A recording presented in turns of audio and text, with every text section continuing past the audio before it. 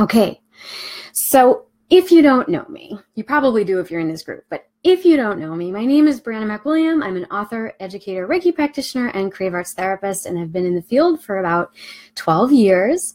And I am just absolutely wild about attachment issues and love and romance and relationships, and just feel like it's so essential and important and is really what tends to bring the most meaning to our lives and ultimately what allows us to ascend spiritually.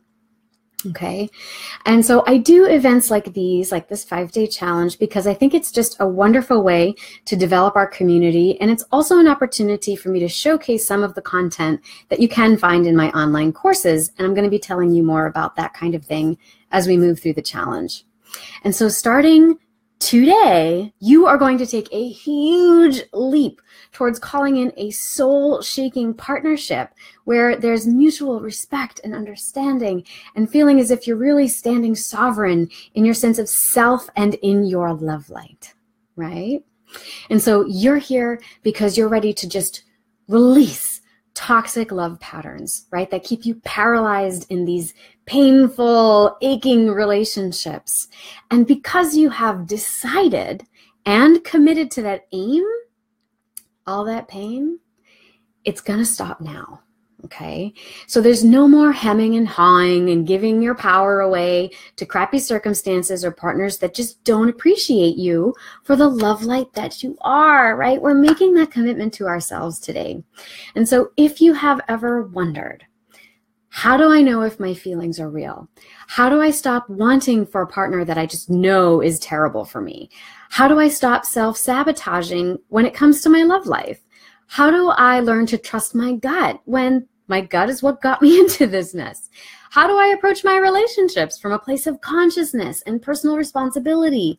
How do I quiet the inner judge and learn to embrace myself with love? Okay. How do I stop trying to save my partners from themselves? How do I make myself more comfortable with emotional intimacy? Okay. So if you've ever asked yourself any of those questions, this is really the perfect challenge for you. You know, this challenge is for people who are tired of old love patterns with partners that either don't appreciate you and they take your generosity for granted. Maybe they show up with fireworks one day and then they disappear without explanation the next. They treat you like an intimate partner, but they don't give you the physical intimacy, or they're only interested in the sex, but they exclude you from all these other aspects of their lives. Maybe they avoid labeling the relationship and then they make you feel neurotic for needing some kind of definition, right? Or perhaps they behave needlessly in a secretive fashion. Or maybe they ignore you for weeks on end and text, miss you, at like 2 a.m., right? But then there's the other side of that coin. And maybe you have a partner who's intrusive and over-controlling, monitors your every move, has high demands, and basically never gives you any space. They take everything you say personally in the negative, and they overanalyze everything you say. Maybe they push for too much, too fast. Or maybe they talk to all your friends and try to figure out what's going on in the relationship rather than asking you directly. Maybe they don't respect your boundaries or your own need for space and time. Maybe they expect that you should read their mind and then they blow up when you're not able to. Maybe they're hot 1 minute and then cold the next. Okay, so you can see we're kind of talking about a sort of dynamic spectrum here. And if any of these things sound like you're going to keep your eyes to the sky, and you got to watch out for all the love bombs that you're going to be fielding over the next 5 days, okay? Because what comes next? It's going to put you on the path to accelerated romantic bliss. And you know what? If you're here today, then you are ready to step into your life. You're ready to rise to that challenge as a creator of your love life rather than just a survivor of it. And if that's the case, all I got to say is, whoop, there it is. First love bomb away, right? So over the next 5 days, you are going to learn how to take the fear out of your desire, how to identify and release 2 important types of limiting beliefs, how to use mindfulness and creativity to practice being in a love vibration, and also how to show up for an ascended love partner, not a twin flame, not a soulmate, an ascended love partner. I can't wait to get into that subject. And so overall, what you can expect: 5 daily live streams and lessons starting right now today, 5 daily emails, including a synopsis and a daily assignment, access to the replays up until the last day of the challenge, access to the private Facebook group for healing attachment wounds, as well as we're going to have an exclusive Q&A session on day 5 and a special live event where my good friend, Kristen Boyer, who is a shaman and health coach, is going to join us, and she's going to take us through a guided soul journey to restore our hearts. Super excited about that. And so everything I'm going to be sharing you this week is really just a taste of all the goodies that are available in my 7-week signature course, Healing Attachment Wounds with Mindfulness and Creative Arts Therapies. And if you register for this special webinar on Friday with the Soul Journey with Kristen, I am going to tell you a lot more about that. And so right here, right now, day 1, I am excited to talk to you about our first topic and our assignment, which is, what are your desires? Right? How are you going to identify your desires? And I want to start with a reading, or I want to read one of my absolute favorite sonnets. And you may have and probably have heard this one before. How do I love thee? Let me count the ways. I love thee to the depth and breadth and height my soul can reach when feeling out of sight for the ends of being and ideal grace. I love thee to the level of every day's most quiet need by sun and candlelight. I love thee freely as men strive for right. I love thee purely as they turn from praise. I love thee with the passion put to use in my old griefs and with my childhood's faith. I love thee with a love I seem to lose with my lost saints. I love thee with breath, smiles, tears of all my life, and if God choose, I shall but love thee better after death. Now that is a poem or a sonnet by Elizabeth Barrett Browning. Now, Elizabeth Barrett lived in the mid-1800s in England, and she was of a wealthy Creole background. She had a severe lung condition, and she suffered with a spinal cord injury throughout most of her life. Her father was tyrannical and refused to allow any of his children to marry. And so, even so, Elizabeth was an avid reader, writer, and poet from a very young age. However, and during a 2-year stint of poor health and being locked in her father's house after her brother died, she managed to publish a collection she called Poems, from which this sonnet comes from. And so the well-known writer, Robert Browning, who was 6 years her junior, read her collection, wrote her a letter, and guess what? They fell in love. And over the course of 20 months, they exchanged 574 letters. Eventually, they did elope and they settled in Italy, and she managed to have a son. She never spoke to her father again, but she was happy. And so I want to tell you the story because I think it's such a beautiful story about desire, right? And the art and the creativity that evolves from our desire. Because desire, oh, we all just know it so well, don't we? And when you desire something and you believe that that thing could be yours, it just feels so good, doesn't it? It enlivens us. It inspires us. We feel energetic, eager, and optimistic. But if you desire something and you feel that you would not be able to obtain it, you're afraid it could never be yours, then it really doesn't feel so good, does it? Actually, it feels a lot more like torture. So what is your relationship to desire? Does it inspire you? Or does it tear you down? Okay. Now, a lot of religious and spiritual traditions tend to espouse that we need to release all desire, to remain detached, and somehow this is the solution to the longing that desire inspires in us. But I would like to suggest that this is actually an ass-backwards approach. Because if you reject the thing that stimulates such powerful inspiration in mind, body, and spirit, it seems an awful lot more work than figuring out how to simply raise your vibration to be in alignment with your desire. And so to help you understand this perspective, I'm going to share what I think are 2 lies and 1 truth about the nature of desire and why you should learn to embrace your desires rather than detach yourself from them. Okay, so this is going to be getting us into our assignment here. Make sure I have my notes here so that I'm not going to make sure you get the full Monte. Okay. So our first lie is desire makes you weak, needy, and susceptible to codependency. Okay. Why do we associate needing or wanting something with weakness? Okay. So a fear of codependency, right, sets up kind of this overblown and unrealistic perception of what it means to be independent. Okay, so the place that we're coming from is we think, oh, I'm so codependent. It's because we've been existing in these black and white extremes of together and apart. Okay, so as a result, we could either feel like, oh, well, if of the two extremes, I need to be in this, merged state, or I need to be in this anti-dependent state, right? This state of no connection, okay?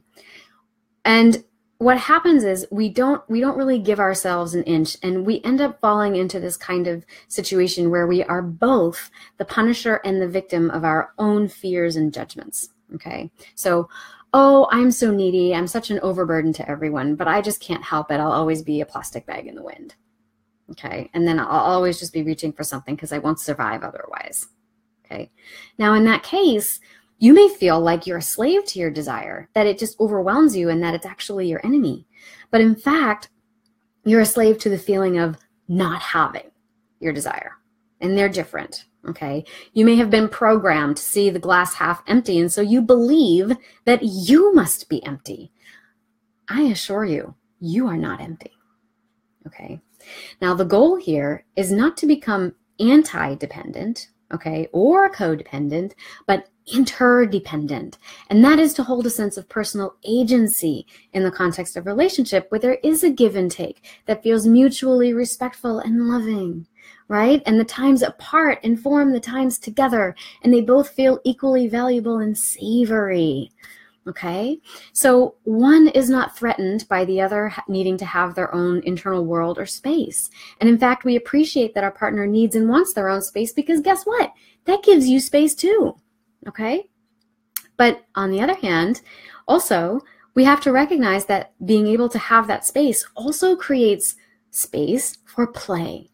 And with play, that's where we connect. That's where we touch each other in that place of intimacy, right? Where we get to be our own inner child and we don't have to worry about being strong or not being weak, right? And so to share our ideas without a fear of having to take on someone else's feelings, right? That's actually a tremendous gift because that person then honors and swears to you that they're going to take care of themselves. And you know what? That's the best way to connect with someone. If someone says to you, I promise to be right within myself and to honor myself and to show up for my own happiness, and my happiness is not dependent on you, guess what? That person's always going to show up, right? And I know it feels a little off and it feels a little wrong because you want to be part of somebody's happiness, right?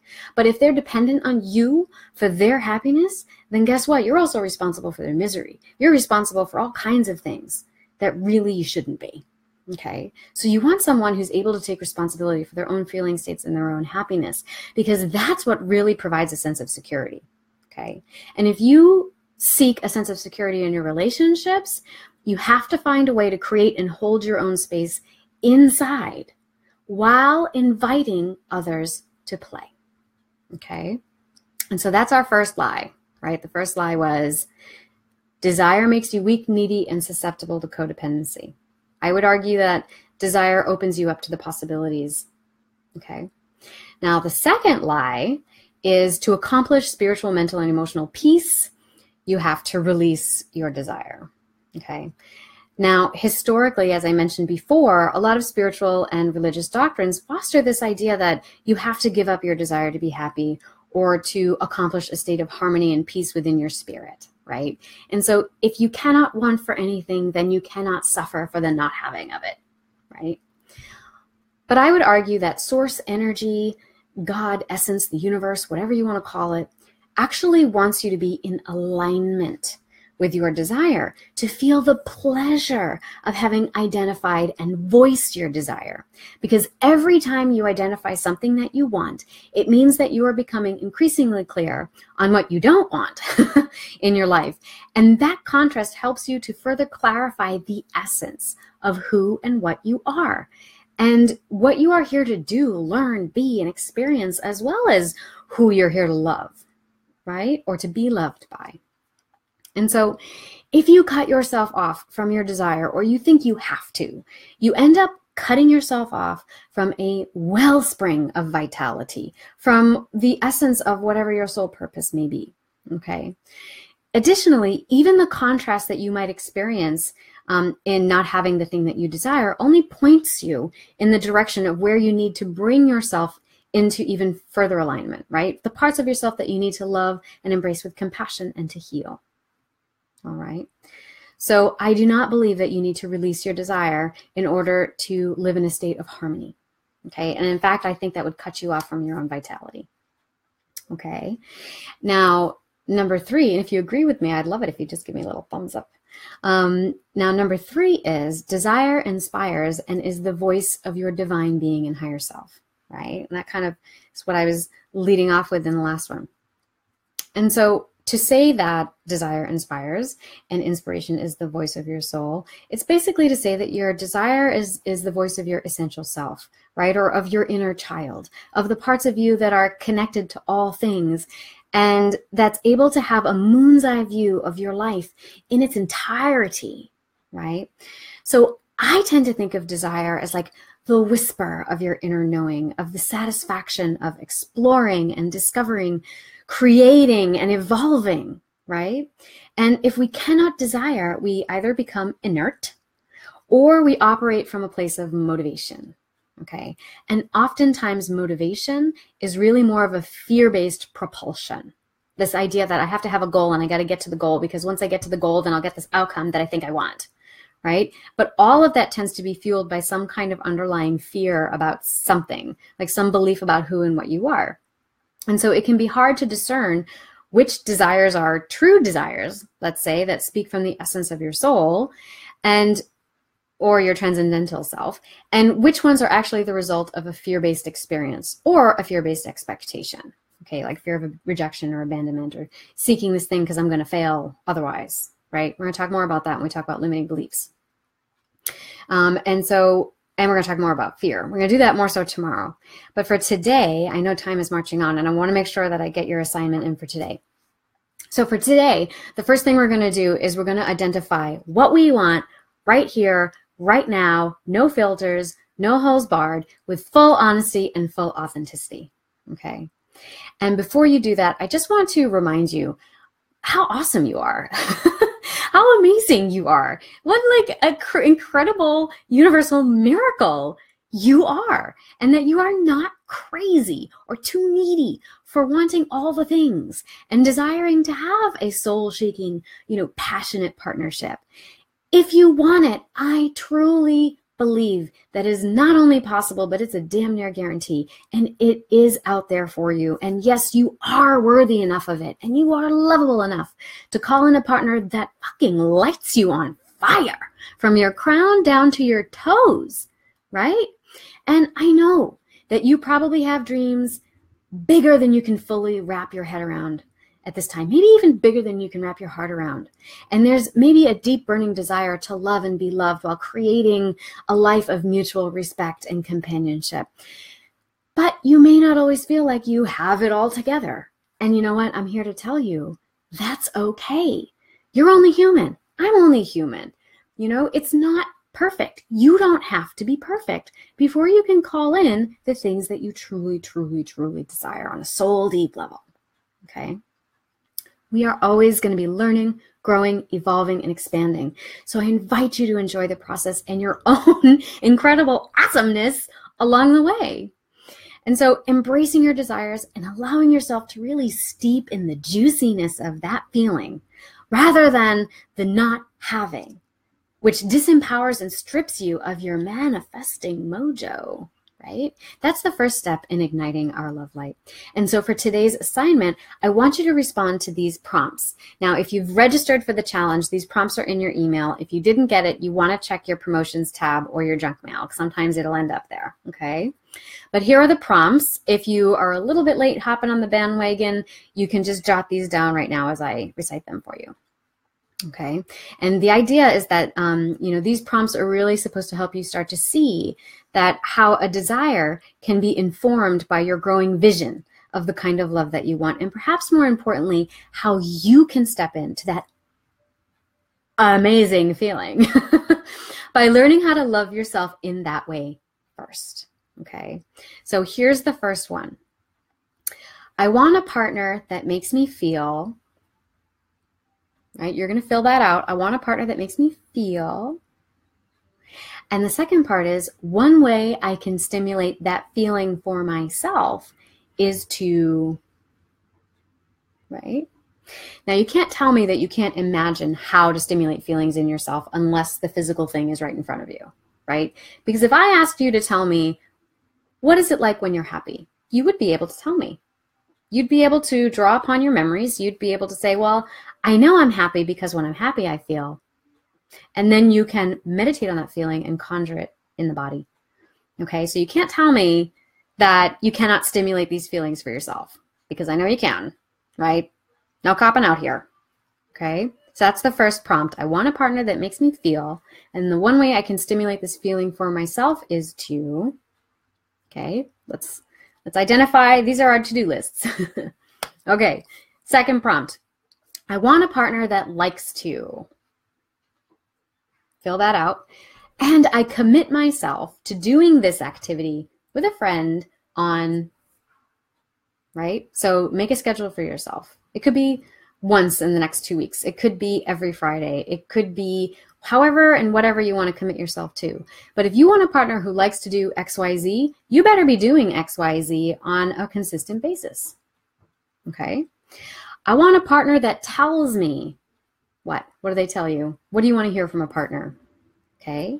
And the second part is, I commit to affirming this for myself how often are you going to tell yourself that? Right? Let's get rid of some of that negative self-talk. Okay? All right. I want a partner, this is the next prompt. I want a partner that challenges me too. I can't tell you how often you hear that. Oh, I want a partner that challenges me. What does that even mean? Okay, you want to be challenged? Step up. Okay? Step up, challenge yourself, baby. Get there without having to have someone else cattle prod you. Okay? Like, be there. Because once you're there, then you're not so dependent on someone else corralling you. Okay? You're so much more in charge of yourself. I want someone who challenges me. You got to change that. You got to change that ideology. If all of the things wrapped up in challenge, if you think challenge ignites passion, that's really where your limiting beliefs are. And we have to divorce those two things. We're going to do that in day 3. Okay? So let's go back to our prompt. I want a partner that challenges me to, what is it that you think you're being challenged to do? Okay? And so I commit myself to engaging in these challenges by. That's a good one. You got to work that one out. Okay? Next prompt. I want a partner to share in, what do you want to share with a partner? And I will commit myself to deepening my friendships and sharing more of whatever that thing is with them. Okay, so this is where we're starting to generalize your experience of love. Because a lot of times, particularly if you have an insecure attachment style, love becomes this kind of like encapsulated thing that's has a certain kind of intensity to it, and it only really happens with the partner. Right? We need to start opening it up. We need to start expanding your love light. We need to start generalizing that feeling so that you can understand and receive it from other places. Okay. 2 more. Next one. Physically, I want my partner to be. You can ask for that. Okay. You can ask for what you want physically. Okay. And I commit myself to engaging in my own physicality by. So you want someone that honors their body. How are you going to honor your body? Okay, how are you going to engage with that? This isn't about looking good or whatever. This is more about your relationship to your body.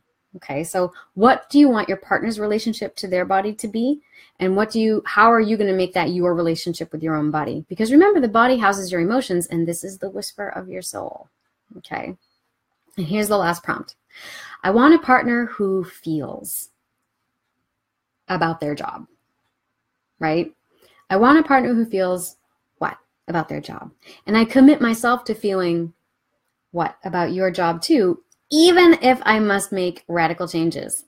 Oh yes, I absolutely am including this prompt in there because you cannot tell me that whatever your issues are with love and relationships do not bleed in some way metaphorically into how you deal with what you do every single day for the most of your life on a daily basis. Can't tell me that. Cannot tell me that. If you're stuck in a job and you hate it, but you keep going because you're so terrified of losing money, how is that any different than staying in a relationship that isn't healthy for you, but you're just staying there because you're terrified that if you leave, you're not going to have a sense of security? It's the same thing. It's the same thing. So yes, I want you to be looking at what you do every day on a daily basis and how you are going to change that vibration as well. Okay. And so I just invite you, what other desires do you have? How will you commit yourself to embracing and engaging with them in order to live in the juiciness of that vibration, right? Okay, so that is our time for today for our live stream for day 1 of Ignite Your Love Light. And if you are interested in posting your responses, there is a post pinned to the top of our feed and it says, what do you desire? And I would love to see your responses in the comments below, hashtag Ignite Love. Okay, so just gonna you just punch view pin. If you're on a mobile phone, you just hit view pinned post and it will show you the post at the top of the feed. Every day of the challenge, we're going to have a new post up there and I'm going to be looking for your responses in the comments below. Okay. If you're on a desktop, it should just pop up right when you go into the feed. Thank you so much for coming. Thank you for the comments and the likes. So happy to have you here. And oh, I see some 3 comments here. Oh, Carl says boom, bombs, boom. Yes. Hannah says, I want to have the trust and bravery to be honest about my desires and needs and hurts and be strong and brave enough to risk losing a man by holding out for real mutual love and respect and commitment. Girl, you are in the right place. These are wonderful desires. I'm so looking forward to learning more about these as we go through. Thank you guys for showing up, and I look forward to seeing you back here in the live stream tomorrow and to reading your comments below. Woohoo!